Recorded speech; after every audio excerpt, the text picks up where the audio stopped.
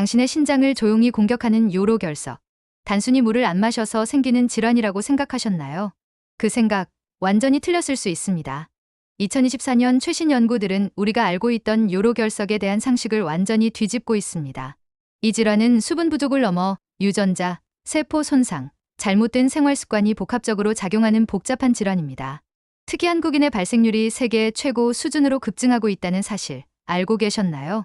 이번 영상에서는 최신 의학 연구를 기반으로 요로결석의 진짜 원인과 충격적인 예방법까지 낱낱이 파헤쳐 드리겠습니다. 본격적인 내용 시작 전에 좋아요와 구독, 알림 설정 부탁드립니다. 전 세계 인구의 약 12%가 요로결석을 경험합니다. 대부분은 요로결석을 단순한 물 부족 탓으로만 여깁니다. 하지만 2024년 연구 결과 요로결석은 단순한 수분 부족이 원인이 아니라는 사실이 밝혀졌습니다. 신장 내부에 특별한 구조물이 먼저 생기고 여기에 미네랄이 붙으며 결석이 자랍니다. 수산이라는 물질은 세포를 손상시키며 결석 형성에 깊이 관여합니다. 즉, 요로결석은 단순한 미네랄 덩어리가 아닌 세포 손상과 염증 반응이 함께 작용하는 복합 과정입니다. 유전적 요인도 중요합니다. 2024년 연구에서는 다수의 유전자 변이가 요로결석 위험과 관련이 있다는 결과가 나왔습니다. 특히 가족력 있는 경우 위험이 더 높아집니다. 물을 많이 마시는 것도 좋지만 더 중요한 것은 소변량입니다. 물을 마셔도 땀으로 빠지면 소변량이 부족할 수 있습니다. 하루 2.5에서 3리터 정도의 소변이 나올 때 결석 예방 효과가 있습니다. 활동량 많거나 더운 환경에서는 더 많이 마셔야 하고 소변색이 연노랑이나 거의 투명해야 수분 상태가 적절하다는 신호입니다. 물을 마시면 결석 형성 물질의 농도가 줄고 결정이 형성되기 전에 씻겨나가며 소변 흐름도 빨라집니다. 하지만 물만으로는 충분하지 않습니다. 음식으로 섭취하는 칼슘은 요로결석 예방에 효과적입니다. 칼슘이 장에서 수산과 결합하면 혈중 흡수를 막아 결석 형성을 줄입니다.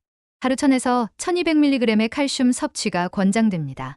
대표적인 칼슘 식품으로는 우유, 요거트, 치즈 같은 유제품, 두부, 브로콜리, 케일, 시금치 같은 녹황색 채소, 아몬드, 콩류 같은 견과 콩류, 그리고 칼슘 방화 시리얼이나 주스 등이 있습니다. 예를 들어 약 300mg의 우유 한 컵이 좋은 예방이 됩니다. 하지만 칼슘 보충제와 비타민 D를 함께 복용할 경우 결석 위험이 증가할 수 있습니다. 또한 비타민C를 하루 1000mg 이상 섭취하면 수산으로 전환돼 위험이 커집니다.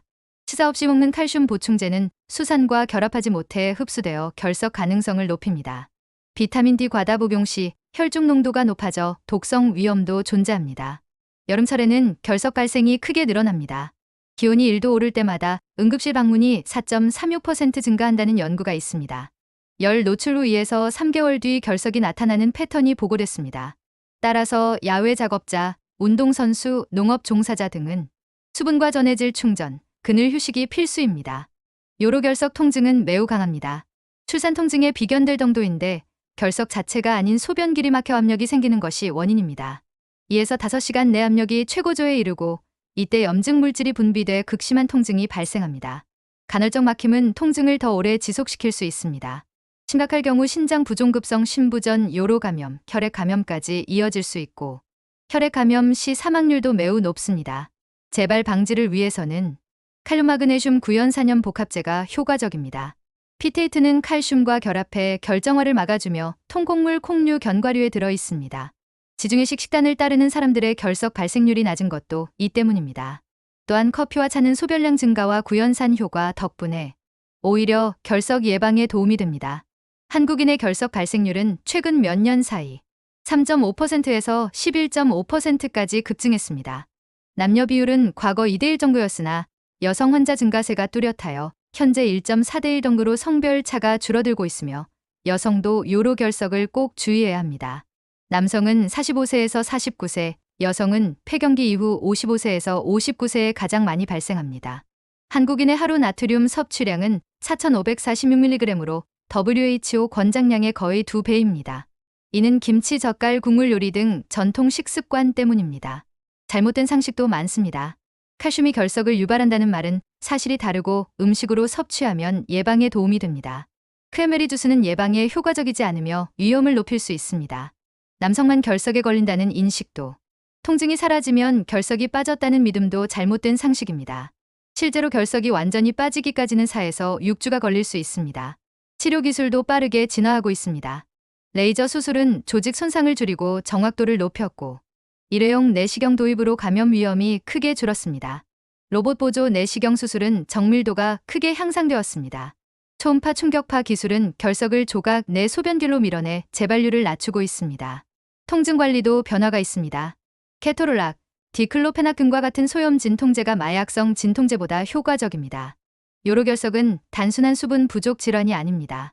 유전 세포 손상 면역 반응이 복합적으로 작용하는 질환으로, 예방의 핵심은 하루 1000에서 1200mg의 충분한 칼슘 섭취, 소변량이 하루 2.5에서 3리터 될 수 있도록 하는 수분의 충분한 수분 섭취, 하루 2에서 3g의 나트륨 섭취 제한입니다.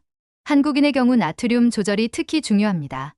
최신 치료법과 검증된 예방법으로 충분히 예방과 재발 방지가 가능합니다. 무엇보다 잘못된 상식을 버리고 정확한 정보를 아는 것이 중요합니다. 영상이 도움이 되셨다면 구독과 좋아요, 알림 설정 부탁드립니다. 앞으로도 정확하고 신뢰할 수 있는 건강 정보로 찾아뵙겠습니다.